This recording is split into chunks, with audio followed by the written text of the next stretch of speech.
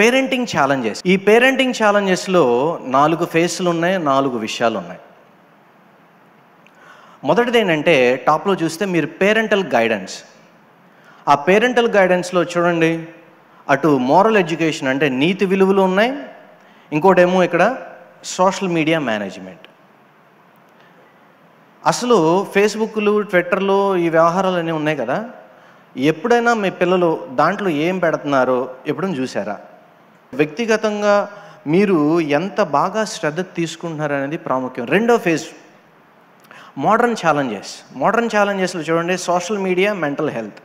Social media అంటే Facebook అవి ఇవి, దాంతో పాటుగా వాళ్ళ మెంటల్ ఛాలెంజెస్. ఫర్ ఎగ్జాంపుల్, ఒక వ్యక్తి పెట్టే ట్వీటు లేదా పోస్ట్ మీద ఆధారపడి వాళ్ళ యొక్క మెంటల్ స్టాండర్డ్ని మనం బేరీజు వేయచ్చు, దాంట్లో ఏమాత్రం సందేహం లేదు. ఆ ఇన్స్టెబిలిటీ కనబడింది అనుకోండి, వెంటనే వాళ్ళు వెళ్ళి బొంబార్డింగ్, ఏంటి గోల, నా పొరుగు తీస్తున్నావు, అద్దేస్తున్నావు అని మాట్లాడబాకండి.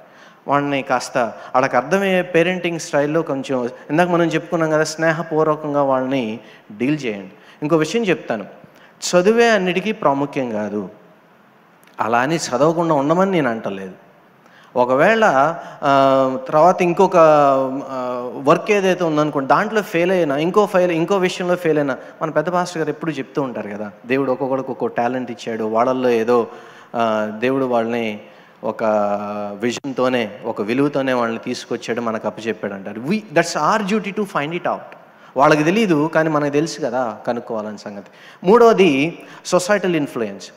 మనకంటే మన చుట్టుపక్కల ఉన్న సొసైటీ ఒక సందర్భంలో ఖచ్చితంగా ఎక్కువ ఇన్ఫ్లుయెన్స్ చేస్తుంది. ఆ వయసు ఏంటంటే 13 నుంచి 20 సంవత్సరాల మధ్యలో ఉన్న ప్రతి పిల్లల్ని ఇంట్లో వాళ్ళు చెప్పిన దానికంటే వాళ్ళు యూట్యూబ్లో, ఈ ట్యూబ్లో చేసిందే ఎక్కువ వింటారు, నమ్ముతారు. దాంట్లో ఏమాత్రం సందేహం లేదు, మన పొరపాటు కూడా కాదు. That's the age. ఆ ఏజ్లో ఉన్నప్పుడు మనకేం తెలియదని వాళ్ళు అనుకుంటూ ఉంటారు.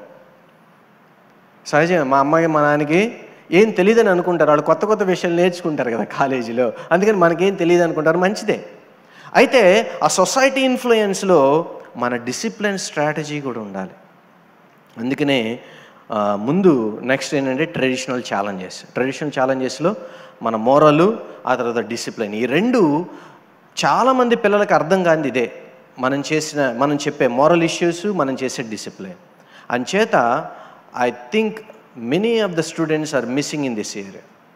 ఆ ట్రెడిషనల్ ఛాలెంజెస్ని ఏ విధంగా అధిగమించాలి అనేది మీ అందరి వ్యక్తిగత బాధ్యతగా ఉందని మీరు తెలుసుకోవాల్సిందిగా మనం చేస్తూ ఉన్నాను. ఆ తర్వాత గైడింగ్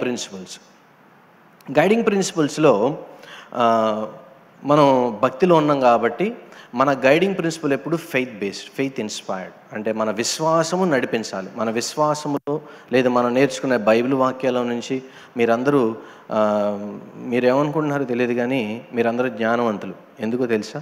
మీరు ప్రతి వారం దేవుని యొక్క వాక్యం వింటున్నారు, ఎన్నో విషయాలు నేర్చుకుంటున్నారు. నాకు తెలిసి కామన్ పేరెంట్ కంటే ఒక సామాన్యమైన గృహిడిగా కనబడుతున్న మీరు అనేక మంది కంటే ఎక్కువ జ్ఞాన సముపార్జన చేశారంటంలో ఏమాత్రం సందేహం లేదు. అయితే ఏంటంటే మీ దగ్గర ఉన్న జ్ఞానాన్ని, ఆ ఫెయిత్ బేస్డ్ లెర్నింగ్ ఏదైతే ఉందో, నేర్చుకున్నది ఏదైతే ఉందో, దాన్ని ఖచ్చితంగా 3 ప్రాముఖ్యమైన భాగాలుగా విడగొట్టుకోండి. మనందరికీ తెలుసు, మీరు ఎప్పుడు నేర్చుకుంటారు, మొదటిది స్పిరిచువల్ గైడెన్స్, అంటే ఆత్మీయంగా ఆధ్యాత్మికంగా మన పిల్లల్ని పట్టించుకోవడం. ఆ తర్వాత కోర్ వాల్యూస్. మీకు రూల్స్ ఉన్నాయా? మీ ఇంట్లో మీకు రూల్స్ ఉన్నాయా? రూల్స్ ఉంటాయి కదా మీ ఇంట్లో. రూల్ లేకుండా ఏ ఒక్క వ్యక్తి బ్రతకలేడు. కాకపోతే ఏంటంటే కొంతమంది రాసుకుంటారు, నాలంటాళ్ళు మీలాంటాడు అంటే దాన్ని సహజంగా పాటించి ఉంటారు, అలవాటు ఉంటుంది. కొన్ని రూల్స్ పెట్టుకోండి. ఆ రూల్స్, ఇందాక నేను ట్రంప్ గారి గురించి చెప్పాను కదా, అలాగే నాకు కూడా కొన్ని రూల్స్ ఉన్నాయి మా ఇంట్లో. ఆ రూల్స్ పాటించాల్సిందే, ఇర్రెస్పెక్టివ్ ఆఫ్ అటు రమ్య గారైనా లేకపోతే చిన్నాళ్ళైనా పెద్దవాళ్ళైనా ఎవరైనా కానీ they have to follow that rules. ఒక రూల్ ఏంటంటే చెప్తున్నాను ఫైనాన్షియల్గా. ఉదాహరణకి నాకు 7వ తరగతి చదివినప్పుడు మనసులో పడింది, మా కుటుంబంలో జరిగిన ఒక స్టోరీ వల్ల. అప్పుడు నిర్ణయించుకున్నాను, నేను చీటీలు కట్టకూడదని. అది నా వ్యక్తిగత నిర్ణయం. అప్పటి నుంచి ఇప్పటి వరకు అసలు దాని జోలికి పోలా. కొన్ని రూల్స్ ఉన్నాయి. మా పిల్లలు అడుగుతారు, లేదా అడిగినప్పుడు నేను చెప్పే రూల్స్లో అది కూడా ఒకటి. ఏమంటారంటే మనకు ఒక కోర్ వాల్యూస్ ఉండాలి, ఫ్యామిలీకి కోర్ వాల్యూస్ ఉండాలి. దాన్ని మీరు ఖచ్చితంగా మీ పిల్లలకు చెప్పగలగాలి. మూడోది ఏంటంటే అవేర్నెస్ ఆఫ్ ట్రెండ్స్. కొత్తగా ఏం వస్తున్నాయి, ఏం వెళ్తున్నాయి. పిల్లలతో పాటు మీరు కూడా నేర్చుకుంటూ ఉండంటే ఆ గైడింగ్ ప్రిన్సిపల్ వాళ్ళు మాట్లాడినప్పుడు మనం కూడా ఎంతో కొంత వాళ్ళకి చెప్పడానికి అవకాశం ఉంటుంది. ఆ తర్వాత కామన్ పేరెంటింగ్ ఛాలెంజెస్లోకి వెళదాం. ఈ కామన్ పేరెంటింగ్ ఛాలెంజెస్లో 3 విషయాలు మనం చూస్తూ ఉన్నాం. సహజంగా బయట ఉన్నట్లు బైబిల్లో ఉండదు, బైబిల్లో ఉన్నట్లు బయట కనబడదు. అవునా? మా చిన్నటి రోజు ఒక కార్టూన్ చూస్తూ ఉంటాడు. ఆ కార్టూన్లో బ్లాక్ హోల్ గురించి, లేకపోతే డైనోసార్ల గురించి, ఎవల్యూషన్ గురించి, వీటి గురించి వస్తూ ఉంటుంది. రోజుకు ప్రశ్న అడుగుతాడు. ఉదయం వెళ్ళేటప్పుడు కూడా 2-3 ప్రశ్నలు అడిగి వెళ్ళాడు. చెప్పే సమయం లేదు, వెళ్ళినానా, ఇంకా వయసు ఉందని చెప్పలేదు. అంటే బిబ్లికల్ వాల్యూస్కిను వాళ్ళ స్కూల్ వాల్యూస్కి కొంత డిఫరెన్స్ అనేది కనపడుతుంది. ఆ బిబ్లికల్ వాల్యూస్లో లేదా బిబ్లికల్ గైడెన్స్లో వాళ్ళని ఏ విధంగా మనం ముందుకు వెళ్ళాలి, లేదు వాళ్ళు బయట నుంచి వచ్చినప్పుడు దాన్ని ఏ విధంగా సమాధానం చెప్పగలగాలి. ఒకవేళ మనం సమాధానం చెప్పగలేకపోయినట్లయితే ఏదో ఒక స్థానంలో సమాధానాలు దొరుకుతాయి కదా. అలా వెళ్తా ఒకసారి ఊరినే లోపలికి వచ్చి పావుగంట కూర్చుందామని కూర్చున్నా. అప్పుడు ఇక్కడ నుంచి స్టేజ్ మీద చెప్పేవాళ్ళు వాళ్ళు ఏదో ఒక సైన్స్ ప్రిన్సిపల్ చెప్తున్నారు. నాకు చాలా నచ్చింది. ఎందుకంటే మనము చెప్పలేనిది ఇంట్లో ఆ టైంలో అక్కడ టీచర్లు వచ్చి వాళ్ళు స్కూల్లో నేర్చుకున్నదాన్ని ఒకదాన్ని పిక్ చేసి వాళ్ళు ఒక మోరల్ వాల్యూని, బిబ్లికల్ వాల్యూని కలిపి చెప్పడం వాళ్ళకి ఎక్కుతుంది అది పిల్లలకి. ఇకపోతే నెక్స్ట్ది ప్రాముఖ్యం ఏంటంటే చాలామందికి ఉన్న సామాన్యమైన సమస్య అదేంటంటే పీర్ ప్రెషర్. ఈ పైపింగ్ని చూడండి, ఈ పైప్ పెట్టడానికి ఒక కారణం ఉంది. ప్రతి కిడ్ ఈ పైప్లోంచి వెళ్తాడు, అంటే ఈ ఫేజ్ ఆఫ్ లైఫ్లోంచి వెళ్తాడు. మొట్టమొదటిది నేనెవరు. ఓకే, ఈ స్కూల్కి వెళ్ళిన తర్వాత మన పిల్లలు కొంచెం మీగ్గా ఉంటే ఎదుటోళ్ళు వాళ్ళ మీద పడి కొడతా ఉంటారు. రోజు ఇది ఒక గోల ఇండ్లలో. స్కూల్ అయితే, కాలేజీలో కూడా అంతే. ఈవెన్ పెళ్ళిళ్ళు అయిన తర్వాత కూడా ఇదే ప్రాబ్లం, ఆఫీసులో కూడా ఇదే ప్రాబ్లం. అసలు ఆ పీర్ ప్రెషర్ లేకుండా ఎక్కడ ఉండదు అంటే అది అంత దానికంటే ఇక వేరే సత్యం లేదనుకుంటున్నాను. మీరు ఏ ఫీల్డ్కి వెళ్ళండి, ఎక్కడికి వెళ్ళండి, ఈవెన్ ఇన్ మినిస్ట్రీ, పరిచర్లో కూడా ఆ పీర్ ప్రెషర్ ఉంటుంది, ఖచ్చితంగా ఉంటుంది. అలాగే పిల్లలకి ప్రాముఖ్యంగా అది ఏ వయసులో వారైనా కానీ వాళ్ళకి ఐడెంటిటీ పీర్ ప్రెషర్ వాళ్ళని దెబ్బతీసేటట్లుగా, వాళ్ళ వ్యక్తిత్వాన్ని లేకపోతే వాళ్ళ ఆలోచనల్ని వాళ్ళని ఏడిపించేటట్లుగా ఎదుటి పిల్లలు లేదా ఎదుటి వ్యక్తులు మాట్లాడుతూ ఉంటారు. రెండోది ఏంటంటే అలాంటి వచ్చినప్పుడు you have to prepare your kid. మీ పిల్లల్ని ముందు నుంచి వెంటనే వెళ్ళి ఎదుటోళ్ళ మీద కత్తి, డాలు, కర్ర వేసుకుని వెళ్ళి పోటాడబాకండి. ముందు ఖచ్చితంగా మీరు దాన్ని హ్యాండిల్ చేయాల్సిందే, అలా వదిలిపెట్టకూడదు. మీ పిల్లల ముందే హ్యాండిల్ చేయాలి. కానీ దానికంటే ముందు మీ పిల్లల్ని స్ట్రెంథన్ చేయండి, స్ట్రాంగ్ చేయండి. ఆ మధ్య ఒక సోదరి వాళ్ళ పాప గురించి చెప్తూ వర్క్ ప్లేస్లో వచ్చిన ఇబ్బంది గురించి, వాళ్ళు మాట్లాడిన మాటల గురించి చెప్తూ వస్తూ ఉంది. అయిపోయిన తర్వాత చాలా రోజుల తర్వాత, నెల తర్వాత నేను అమ్మాయి నాకు ఆ పాప ఎదురుపడింది. ఏ అమ్మాయి ఎలా ఉన్నావు ఏంటంటే ఎంత బాగానే ఉంది అంకుల్ అది అంది. తర్వాత ఎప్పుడుకో కానీ చెప్పింది విషయాలన్నీ. చెప్తే అప్పుడు ఏం చేసామన్నా, చేసిన తర్వాత తను చేసినవన్నీ చెప్పింది. తను సస్టైనబిలిటీగా ఉండడానికి, అంటే తను కాపాడుకోవడానికి వర్క్ ప్రెషర్లో ఏ విధంగా ఏ విషయాలను పాటించిందో చెప్పిందే కానీ ఆ ప్రాబ్లమ్ని సాల్వ్ చేసుకోలేకపోయానే అన్న ఆలోచన మాత్రం పిల్ల మైండ్లో ఉండిపోయింది. మరి ఏం చేసామన్నా, మా పేరెంట్స్ని అడిగాను ఏం చెప్పలేకపోయారు, కొలీగ్స్ని అడిగాను ఏం చెప్పలేకపోయారు, కానీ ఆ ప్రాబ్లం ఇప్పటికీ స్టిల్ పర్సిస్టెంట్గా ఉందంటే నేను ఏదో కొన్ని 2-3 విషయాలు చెప్పాను. చాలా సింపుల్ విషయాలే, అందరికీ తెలిసిన విషయాలే చెప్పాను. కొత్త నేను ఎక్కడి నుంచి తీసుకొస్తాను చెప్పండి, ఉన్నదే చెప్పాను. ఆ తర్వాత మరలా మొన్న ఎప్పుడు జనవరిలో కనిపించినప్పుడు అంకుల్ మీరు చెప్పిన 3 ఒకటి పనిచేసింది, 2 పోయినాయి అంది. ఫోన్లో ఏదో ఒకటి పనిచేసిందిగా అనుకోను. అంటే we have to prepare according to their age. వాళ్ళ ఏజ్ని బట్టి మనం ప్రిపేర్ చేయాలి. ఇక్కడ ఒక విషయం నేను చెప్తాను. పిల్లల్ని పెళ్లి చేసి పంపించినప్పుడు, ప్రత్యేకంగా ఆడపిల్లల్ని, మీరు వెంటనే రిలాక్స్ అవ్వడానికి ఏమీ ఉండదు.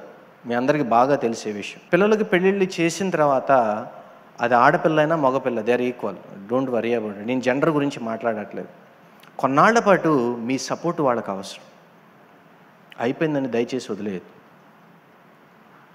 వాళ్ళు ఏం మాట్లాడుకుంటారో, వాళ్ళు ఎలా ఒకరినొకళ్ళు అర్థం చేసుకుంటారో, వాళ్ళు ఎలా బిహేవ్ చేసుకుంటారో, వాళ్ళిద్దరి మధ్య ఎటువంటి మాటలు వస్తాయో, మనస్పర్ధలు వస్తాయో, లేకపోతే అది ఏ విషయంలో అయినా, ఫ్యామిలీ అంటే మనందరికీ తెలుసు కదా ఏమొస్తాయి ఏంటనేది. అలాంటప్పుడు మనం చాలా దాన్ని సున్నితంగా నావిగేట్ అంటే ఒక పడవని అటు ఇటు మునిగిపోకుండా ఆ బోటుని ఎంత చాకచక్యంగా నడుపుకుంటూ పోతామో అంతే చాకచక్యంగా మీరు నడిపించగలగాలి. పెద్దలుగా మీ పని అది, మనందరి పని అది. అప్స్ అండ్ డౌన్స్ వస్తాయి, మాటలు వస్తాయి. వచ్చినప్పుడు పీర్ ప్రెషర్ అంటే దాన్ని కూడా కలిపి చెప్తాను నేను. ఎర్లీ ఏజ్ ఆఫ్ మ్యారేజ్ అయిన తర్వాత ఇప్పుడు మీరు చూడండి ఎన్ని విడాకుల సందర్భాలు మనం చూస్తూ ఉన్నాం. ఓకే, ఇవన్నీ ఎందుకు వస్తున్నాయంటే మనం దాన్ని సరిగ్గా హ్యాండిల్ చేయలేకపోవడం కూడా ఒక కారణం అని ఒప్పుకుంటే మంచిది అనేది నా వ్యక్తిగత అభిప్రాయం. మీరు నమ్మినా నమ్మకపోయినా నేను మాత్రం అదే నమ్ముతున్నాను. ఎందుకంటే some of the parents failed in that scenario. అది వాస్తవం. ఎవరైనా ఎక్కువ మాట్లాడుతున్నా, లేదు తక్కువ మాట్లాడుతున్నా, లేదు గౌరవ మర్యాదలు అనేవి భార్యాభర్తల మధ్యలో కూడా ఇచ్చిపుచ్చుకోవడంలో ఎక్కడన్నా నష్టం వచ్చినా, లేదా ఆర్థికపరమైన ఇబ్బందులు వచ్చినా, లేదా పిల్లలు పుట్టే విషయాల్లో ఇబ్బందులు వచ్చినా, you should be able to handle that scenarios very well. మూడవది విషయం ఏంటంటే ఎంకరేజ్ ఓపెన్ కమ్యూనికేషన్. నేను చాలా సపోర్టింగ్ దీనికి. Do not hide anything with your kids. ఉన్నది చెప్పండి, ఆర్థిక నాకు వెసులుబాటు లేదు, నేను దీన్ని కొనలేను, లేకపోతే నువ్వు ఇలా చేస్తే కుదరదు, మేము అలా చేస్తున్నాం, నీకు ఇష్టమా లేదా, ఇట్లాంటి విషయాన్ని ఓపెన్గా కమ్యూనికేషన్లో ఉంచితే అది చాలా ప్రాముఖ్యం. అది వాళ్ళను కూడా కలిపి తీసుకెళ్ళినట్టు అవుతుంది. నాలుగోది ఏంటంటే పార్ట్నరింగ్ విత్ ద స్కూల్స్. నేను ఒక ప్రోగ్రాము రాసాము. దాన్ని యాక్చువల్గా ఏంటంటే పిల్లల్ని ఏ విధంగా సేవ్ చేయాలి, ఎస్పెషల్లీ బుల్లియింగ్ కిడ్స్ ఉన్నట్లయితే వేరే వాళ్ళని ఏ విధంగా సేవ్ చేయాలి, కాలేజీలు ఉన్నట్లయితే ఏ విధంగా సేవ్ చేయాలనేది నేను కొంతమంది ఫ్రెండ్స్తో కలిసి వెరీ రీసెంట్గా లాస్ట్ ఇయరే మేము ఒక బుక్లెట్ తయారు చేసి కొంతమంది స్కూల్స్కి, బెంగళూరులో ఉన్న స్కూల్స్కి ఇవ్వడం జరిగింది. ఇంకా ట్రయల్ వేస్తూ ఉన్నారు. కొంతమంది ఒప్పుకున్నారు, కొంతమంది ఒప్పుకోలేదు. ఆమె వన్ ఆఫ్ ద పార్టిసిపెంట్. ఆ పుస్తకం, ఆ బుక్లెట్ రాయడంలో నేను కూడా ఒక పార్టిసిపెంట్, కౌన్సిలింగ్ ఇష్యూస్ రాసినప్పుడు. అదేంటంటే మనం పార్ట్నర్ అవ్వాలి స్కూల్స్తో. వెంటనే మా పిల్లలు ఎలా ఉన్నారు, కాలేజీలకు వెళ్ళి మా పిల్లలు ఎలా ఉన్నారు, ఏం చేస్తున్నారు, ఎలా చదువుతున్నారు, లేకపోతే ఎక్కడ ఉండినట్లయితే ఎలా రకరకాలుగా మనం వాళ్ళని పట్టించుకుంటే, జాబ్ ప్లేస్లో కూడా మీ చుట్టుపక్కల నలుగురు తెలిసి ఉంటే మంచిది. వాళ్ళు ఎక్కడో జాబ్ చేసుకున్నాను, మనం ఎక్కడ ఉన్నామని మీరు వదిలేకుండా ఉంటే అది ఎంతైనా మంచిదని నేను మీకు తెలియజేస్తున్నాను. ఐదవది ఏంటంటే ఇంప్లిమెంట్ సపోర్టివ్ స్ట్రాటజీస్. మీరు మీ పిల్లలకి సపోర్ట్గా ఉన్నారు. ఒక విషయం చెప్తాను, వాళ్ళు ఫెయిల్ అయినా మీ సపోర్టు ఎక్కడికి పోలేదు అనేది మీరు వాళ్ళకి తెలియజేయాలి.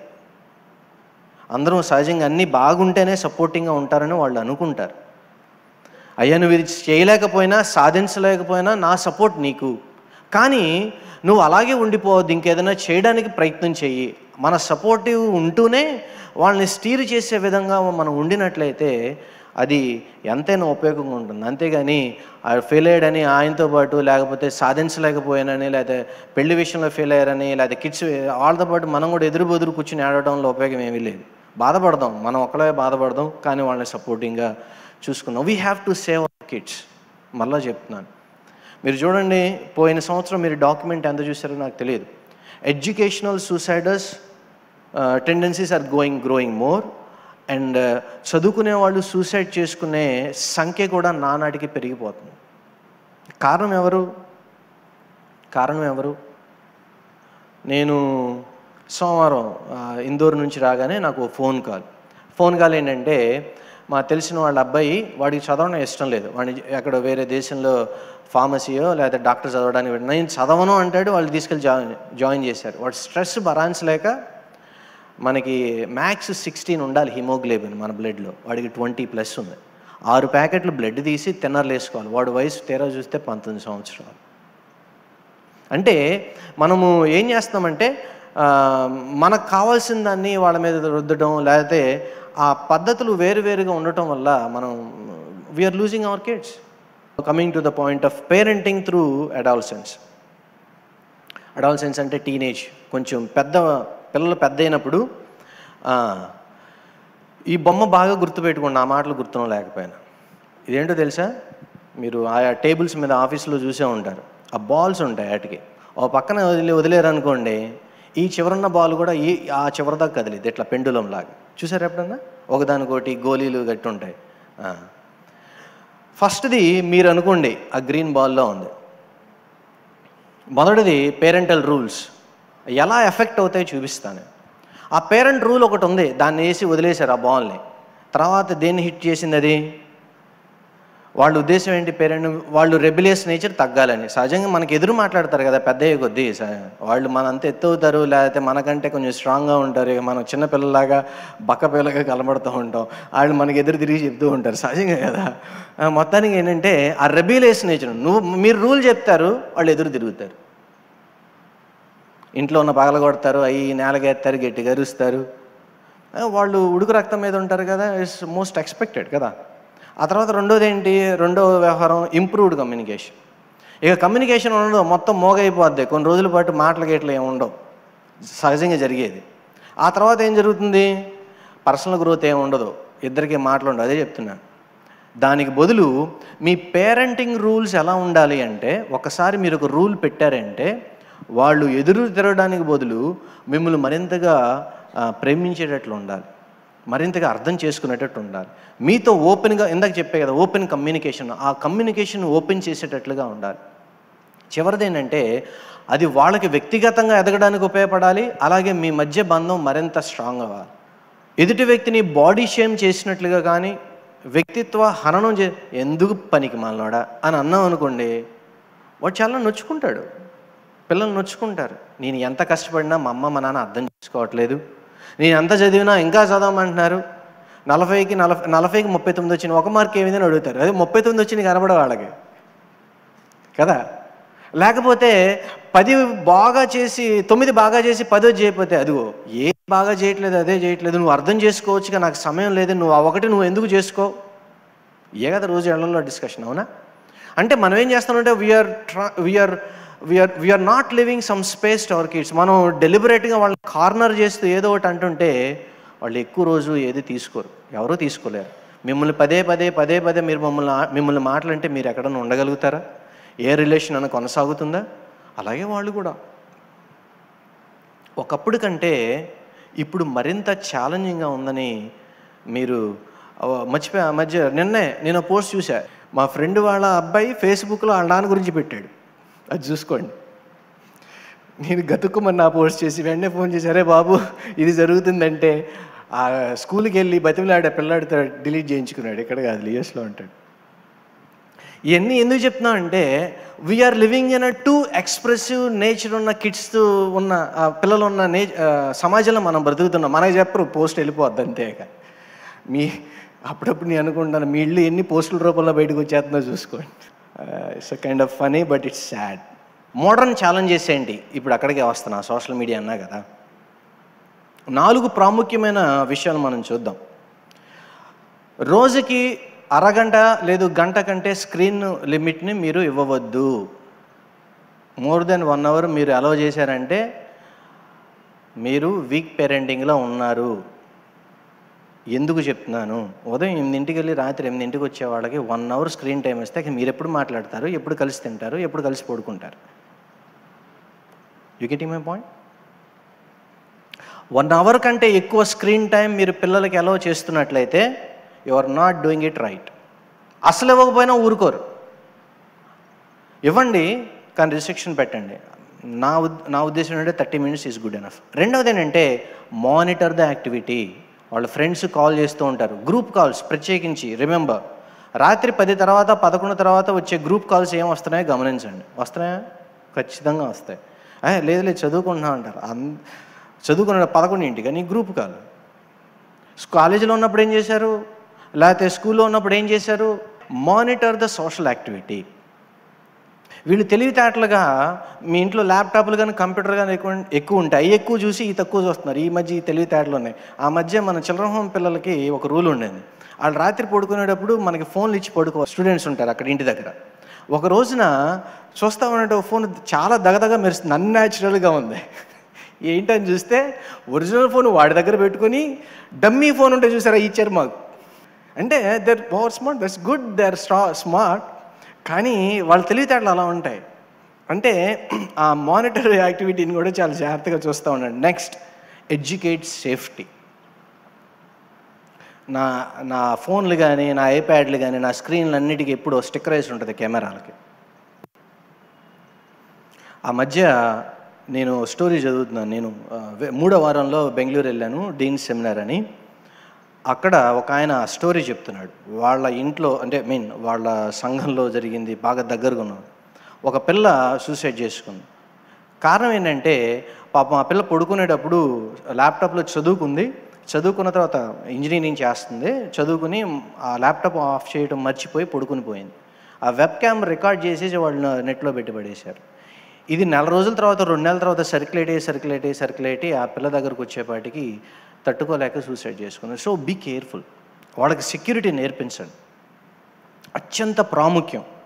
ఆ మధ్య మీరు న్యూస్ పేపర్లో కూడా వచ్చింది, మన విజయవాడ కుర్రోడే చూసే ఉంటారు, ఈ పటమట్ల అంకులోనే ఉంటారు వాళ్ళు.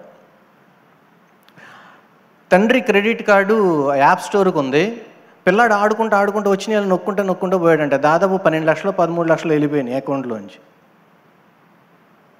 మీకు అర్థం అవుతుందా? క్రెడిట్ కార్డులో నుంచి ఆయన నెత్తి నోరు కొట్టుకున్నాడు. ఇప్పుడు ఆ డబ్బులు ఎప్పుడు కట్టాలి? So monitor the activity. మీరు ఏం చేస్తున్నారు, ఏం ఇస్తున్నారు పిల్లలకి, వాళ్ళు ఎంతసేపు చూస్తున్నారు. మీరు అనుకున్న దానికంటే ఇది చాలా సీరియస్ ప్రాబ్లం నౌవేడేస్. 4వది ఎంకరేజ్ ఆఫ్లైన్ యాక్టివిటీ.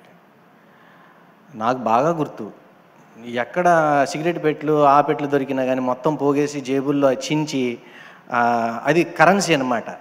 ఆ 7 పెంకులు పెట్టి బాలోడు పెట్టి మధ్యలో కొట్టేవాడు. బొంగరం పెట్టి వేసుకున్నాం. గోళీలు ఆటలాడేవాడు, క్రికెట్లు ఆడేవాడు. సరే ఇప్పుడు క్రికెట్లు ఆడడానికి లేదు, ఎక్కడ పడితే అక్కడ స్టేడియంస్ వచ్చినాయి. Encourage the activity. Board games, బయటికి తీసుకువెళ్ళడం, ఇక్కడికి తిప్పడం. ఏమీ లేవనుకోండి, ఒత్తిగా బండి వేసుకుని బయట తిప్పండి. కాసేపు పావుగంట అయిన తర్వాత వాళ్ళు ఏవాడు మీకు చెప్తూ ఉంటారు, కొడతా ఉండండి, అంతే. అదే యాక్టివిటీ. అంతకంటే యాక్టివిటీలు ఏం లేవు మనకి విజయవాడలో పెద్దగా. ఒకవేళ మీకున్నట్లయితే your blessed people, use them. ఆ యాక్టివిటీలో ఖచ్చితంగా పిల్లలు మీకు కొత్త విషయాలు చెప్తారు. ఆ మధ్య మా పెద్దాడు అందరం స్నేహితులు కూర్చుంటే కొత్త విషయాలు మాకు చెప్పాడు. మాకు తెలియదు అంటే మాకు తెలిసినయే, వాడు ఎలా ఫీల్ అయ్యాడు 2 ఏళ్ల తర్వాత మాకు తెలిసింది. అంటే ఏమవుతుందంటే ఆ గ్రూప్ యాక్టివిటీస్ వల్ల వాళ్ళు కూడా ఎంతో కొంత ఎంకరేజ్ అయ్యి లోపల నుంచి బయటకు వస్తూ ఉంటాయి. నేను అనుకున్న ఫోన్లో ఏదో ఒక రకంగా బయటకు వచ్చింది. ఆ తర్వాత మరొకటి ఏంటంటే టీచింగ్ ఆర్ చిల్డ్రన్ ద సస్టైనబిలిటీలో ఎన్విరాన్మెంటల్ ఇష్యూస్. మీకు సంగతి తెలుసో తెలియదో, మీరు గూగుల్ ఓపెన్ చేసి ఒక కమాండ్, లేక ఓపెన్ చేసి ఒక కమాండ్ ఇస్తే మీకు రిజల్ట్ రావడానికి ఒక వాటర్ బాటిల్ ఖర్చు అవుతుంది. రీసెంట్గా LAలో లాస్ వెగస్ మొత్తం తగలబడింది కదా. తగలబడితే ChatGPT వాళ్ళ మీద అక్కడ ఉన్న చుట్టుపక్కల ప్రాంతాల్లో ఉన్న ప్రజలు చాలా గుర్రుగా ఉన్నారు. కారణం ఏంటంటే ఈ ChatGPT OpenAI వాళ్ళ హెడ్ క్వార్టర్స్ అక్కడ ఉంది. ఆ కూలింగ్ మిషన్స్ ఉంటాయి, అంటే ఈ కంప్యూటర్కి కూలింగ్ అవుతూ ఉండాలి కదా, ఆ కూలింగ్ మిషన్స్ వాటర్తో నడుస్తూ ఉంటాయి. ఎంతకీ వాళ్ళు తేల్చింది ఏంటంటే it is in the news. ఆ ఫస్ట్ పోర్ట్లు అన్నీ ఉన్నాయి, మీరు చూస్తే న్యూస్లో కనబడుతూ ఉంటాయి. ఒక కమాండ్ ఇస్తే దాదాపు 250 ml వాటర్, ఒక బాటిల్ వాటర్ ఖర్చు అయిపోతుందంట. అంటే మన సస్టైనబిలిటీ కూడా నేర్చుకోవాలి. మనకున్న రీసోర్సెస్, వాటర్ కానీ. సమ్మర్ వస్తుంది కదా, మీలో ఎంతమంది ఉదయం సాయంత్రం నీళ్లు పట్టిస్తారు పిల్లలతో? నేను నా చిన్నప్పుడు అదే పని. మా అమ్మగారి మీటింగ్లోనే లేదు కదా, ఆ డ్రమ్ములు 2-3 ఉండేవి, పెద్ద కుందులు ఉండేవి, అన్నింటిలో నీళ్ళు పడుతూ ఉన్నాడు. అది సమ్మర్లో అయితే మరి 5 నిమిషాలు వచ్చేది ట్యాప్, దాని దొంపదాకా. అది ఉదయం 6ంటికి వదిలేవాడు, సాయంత్రం 5ంటికి వదిలేవాడు. సాయంత్రం ఆడుకుంటాకు ఉండేది కాదు, ఉదయం రాత్రి నిద్రపోవటాకు ఉండేది కాదు. సరే ఇట్లా ఉండేది పరిస్థితి. ఇప్పుడు అన్ని మోటార్లు వచ్చినాయి. బెంగళూరు వెళ్ళండి. ఆ మధ్య నేను బెంగళూరు వెళ్తే న్యూ లైఫ్ కాలేజ్ అని దాంట్లో నన్ను పెట్టారు. నేను ఆ రూమ్లో గెస్ట్ రూమ్లో ఉన్న ఒక పూట ఉంటే, మన దగ్గర చదువుకున్న వాళ్ళు అక్కడ master of divinity, masters in theology 2 కోర్సులు చేస్తున్నారు. అక్కడ వచ్చారు, ఒక 7-8 మంది అక్కడికి వచ్చారు. సార్ మీరు మమ్మల్ని అక్కడ రాజుల్లాగా చూశారు సార్ అని. అన్న ఇక్కడ ఒక బకెట్ వాటర్ ఇస్తారు సార్ రోజంతా, ఆ తర్వాత మేమే వెళ్ళి మంచినీళ్ళు కొనుక్కొచ్చుకోవాలి. నేను అన్న ఇచ్చినప్పుడు వాడుకోవడం తెలియలేదు, అప్పుడేమో చులకనగా చూశారు, ఇప్పుడు అర్థమవుతుందా అని. మనకి వాటర్ రిసోర్సెస్ బాగున్నాయి, కానీ వేరే ప్రాంతాలకు వెళ్ళండి. ఎందుకు హైదరాబాద్లో మన వాళ్ళ పరిస్థితి అడగండి. So teach our kids to honour the environment. Okay. అలాగే రెండవది ఎకో ఫ్రెండ్లీ హ్యాబిట్స్. బయటికి వెళ్ళినప్పుడు కాస్త ప్లాస్టిక్ తక్కువ వాడడం, ఇట్లాంటి వాటన్నిటిని కూడా నేర్పించండి. ఆ తర్వాత చిన్న వాటిని చిన్నప్పటి నుంచి నేర్పుకుంటే బాగుంటుంది. తర్వాత ముందుకు వెళ్దాం. Teaching children about diversity. విభిన్నమైన వాటిని నేర్పించండి. డైవర్సిటీ అంటే అదే కదా. ఇక్కడ నుంచి వేరే ప్రాంతానికి మీరు చదువుకోవడానికి పంపించే ముందు, లేదా ఆ ప్రాంతానికి వెళ్ళే ముందు మీరు ఎలా ఉండాలి, ఏంటి, అక్కడ పరిస్థితులు ఎలా ఉంటాయి నేర్పించండి. చిల్డ్రన్ యాంగ్జైటీ, మీ పిల్లలు యాంగ్జైటీగా ఉన్నట్టు మీకు కనపడకపోవచ్చు. ఐస్బర్గ్ లాగా పైన కనపడడానికి చిన్న ముక్కలాగా ఉన్నా కానీ కింద వాళ్ళ మీద చాలా ప్రెషర్ ఉంటుంది. ఏ ప్రెషర్ ఉంటుంది? అకాడమిక్ ప్రెషర్స్ ఉంటాయి, జాబ్ ప్రెషర్స్ ఉంటాయి, ఫ్యామిలీ లైఫ్ ప్రెషర్స్ ఉంటాయి.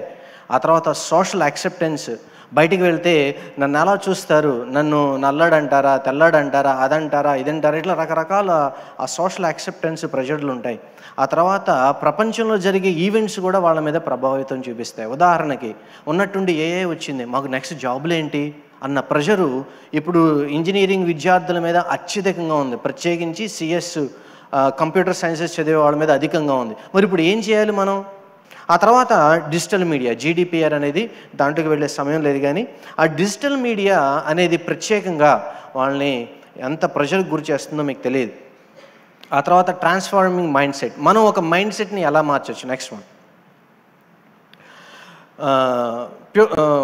ఒక చిన్న గొంగళ పురుగు సీతాకోక చెల్లడానికి ఆ స్టేజెస్ ఎలా ఉంటాయో మనము మన పిల్లల మైండ్ సెట్ని కూడా తీసుకువెళ్ళడానికి డిఫరెంట్ స్టేజెస్ ఉంటాయి.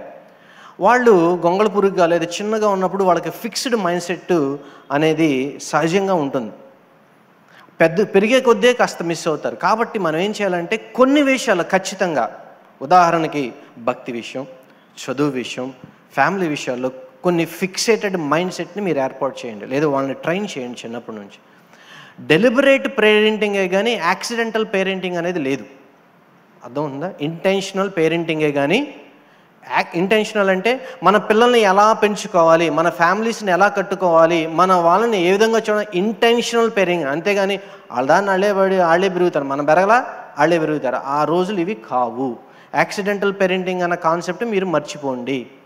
ఇంటెన్షనల్ పేరెంటింగ్ చేయండి, ఫిక్స్డ్ మైండ్ సెట్. రెండోది ఏమవుతుందంటే టీచ్ ప్రాబ్లమ్ సాల్వింగ్. దీని గురించి మనం పోయిన సంవత్సరం చెప్పుకున్నాం, అందుకని I'm not spending much time on it. Next, encourage growth mind set.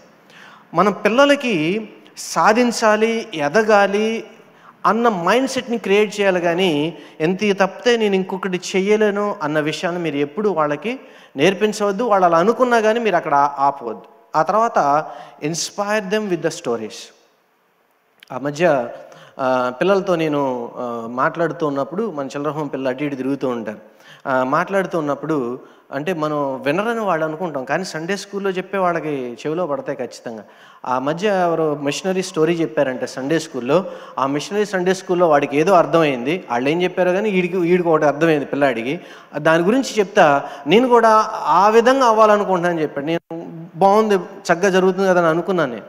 ఎందుకంటే ఆ ఇన్స్పైరింగ్ స్టోరీస్ వల్ల మనం కొంత వాళ్ళని ఈజీగా నేర్పించడానికి ఒక అవకాశం ఉంటుంది. మొన్న మధ్య నేను మాట్లాడుతూ, సముద్రంలో దారులు వేశాడు దేవుడు, అలాగే గాలిలో కూడా దారులు వేశాడు. నిజమా అన్నాడు అప్పుడు కీర్తన 8వ అధ్యాయం, ఫాదర్ ఆఫ్ ఓషియానోగ్రఫీ, ఆయన గురించి చెప్పాను నేను. ఆ ఒక్క వచనం చదవటం ద్వారా ఆయన సముద్రంలో దారులు ఉన్నాయని దేవుని వాక్యాన్ని బట్టి ఆ దారులు కనుక్కోబట్టి ఈ రోజున షిప్లు నావిగేషన్ నడుస్తుందని ఆయన అంటే ఒక ఇన్స్పైర్డ్ స్టోరీస్ చెప్తూ ఉండండి. ఆ తర్వాత మనం చెప్పక్కల గ్రోత్ మైండ్ సెట్కి వాళ్ళు వచ్చి చక్కగా ఫ్రీగా వాళ్ళు ఎదుగుతారు, దాంట్లో ఎటువంటి సందేహం లేదు. చివరిది, fostering open communication in parenting. ఇందాక చివరిలో చెప్తున్నాను కదా, ఆ ఓపెన్ కమ్యూనికేషన్ ఉండటం వల్ల ఏమవుతుందంటే మీరు ఏదైతే చెప్పదలుచుకున్నారో బాగా గుర్తుపెట్టుకోండి, పెద్ద పెద్ద పారాగ్రాఫ్లు చెప్పద్దు, సింపుల్గా, స్వీట్గా, షార్ట్గా చెప్పండి. అసలు వాళ్ళు పెద్ద మాటలు మాట్లాడడానికే, ఇది అబద్ధం కాదు అని చెప్పడానికి ఇష్టం లేక నో క్యాప్ అంటున్నారు నాతో. అంటే నో క్యాప్ అంటే అబద్ధం లేదు, నిజం అని చెప్పడానికి. అంటే they want to hear it in a short and sweet form. So అది మీరు పాటించండి. ఆ తర్వాత వాళ్ళు ఏదైతే కమ్యూనికేట్ చేస్తున్నారో, ఏదైతే చెప్తున్నారో వాళ్ళ ఎక్స్పీరియన్స్ని మీరు 1కి 2 మార్లు వ్యాలిడేట్ చేస్తుండండి, తరచూ చెక్ చేస్తూ ఉండండి. ఆ తర్వాత మీరు వినండి. మీ పిల్లలు చెప్పడానికి వస్తారు, తర్వాత మాట్లాడుకుందాం, వేరే పని ఉంది, బయటికి వెళ్తున్నాను, ఏం పనులన్నీ ఆపుకొని వాళ్ళు చెప్పిన వినండి. వినడం అనేది ప్రేమకు నిదర్శనం. When you listen, your listening will convey your love towards your kid, your family. ఆ తర్వాత క్రియేట్ సేఫ్ స్పేస్. మేము నా ఇంటికి వస్తే, లేదా నా తండ్రి దగ్గరికి వెళ్తే, నా తల్లి దగ్గరికి వెళ్తే నేను ఏదైనా చెప్పవచ్చు అన్న ఆ స్పేస్ని క్రియేట్ చేయండి. చివరిదేనంటే నర్చర్ అ ఫ్యామిలీ బాండింగ్. దీనికి మించింది లేదు, దీనికి మించింది లేదు. మీ ఫ్యామిలీ బాండింగ్ ఉన్నంతకాలం దేన్నైనా పిల్లలు ఎదుర్కోగలుగుతారు, ఎంత దూరమైనా వెళ్ళగలుగుతారు. ఈ రోజున మీ పేరెంటింగ్ స్టైల్ గురించి మనం మాట్లాడుకున్నాం, మోడర్న్ పేరెంటింగ్ ఛాలెంజెస్ గురించి మనం మాట్లాడుకున్నాం. I go back to again Deuteronomy, ద్వితీయోపదేశ కాండము 6వ అధ్యాయం 7వ వచనంలోనికి మళ్ళీ వెళ్తున్నాను. నీవు అభ్యసించి, ఓకే, ఏం చెప్తాడు? ముందు నువ్వు నేర్చుకో. ఎలా? నీ పూర్ణ హృదయము, నీ పూర్ణాత్మ అన్నీ ఉపయోగించి నువ్వు నేర్చుకో. అప్పుడు ఏం చేయాలంట? ఆ తర్వాత నీ కుమారులకు అభ్యసించే. ఆ తర్వాత నువ్వు ముందు ఇంటిని శుభ్రంగా కట్టు. ఆ తర్వాత నువ్వు నీ ఇంట్లో కూర్చో. నీ త్రోవలు నువ్వు శుభ్రంగా ఉంచుకో. ఆ తర్వాత ఆ త్రోవలో నీ పిల్లల్ని నడిపించు. అంటే ఉదయం దగ్గర నుంచి రాత్రి వరకు మీ డైలీ లైఫ్లోనే కానీ, భక్తి విషయంలోనే కానీ, మోరల్ విషయంలోనే కానీ, ఇన్వెస్ట్మెంట్ విషయంలోనే కానీ, మీ చదువు విషయంలోనే కానీ, ప్రజలతో ఉండే విషయంలో కానీ, సొసైటీలో మీరు బతికే పద్ధతి కానీ, what ever you name it, you do it first. ఆ తర్వాత మీరు చేయండి. దాన్ని రిమైండ్ చేయడానికి అంటాడు, అప్పుడు నీ ద్వారబంధముల మీద వాటిని పెట్టండి. ఎందుకని? అన్నిసార్లు ఇప్పుడు నువ్వు చెప్పనక్కర్లేదు, అవి చూడంగానే ఏమవుతుంది? వాళ్ళకి జ్ఞాపకం వస్తుంది. It is a reminder. మీ పేరెంటింగ్ స్ట్రాటజీస్లోనే కానీ, మీరు ఎదుర్కొంటున్న సవాళ్ళలోనే కానీ ఎంతవరకు మనం సెటరేట్ అయ్యాము, how much we're getting set and how much we're trying to help our kids. మన దగ్గరే సరిగ్గా లేకపోతే మన పిల్లలకి హెల్ప్ చేయలేం, దాంట్లో ఏమాత్రం సందేహం లేదు. కానీ పర్ఫెక్ట్ పేరెంటింగ్ లేదన్నమాట వాస్తవం. మనం పర్ఫెక్ట్ కాదు, మన పేరెంటింగ్ కూడా పర్ఫెక్ట్ కాదు.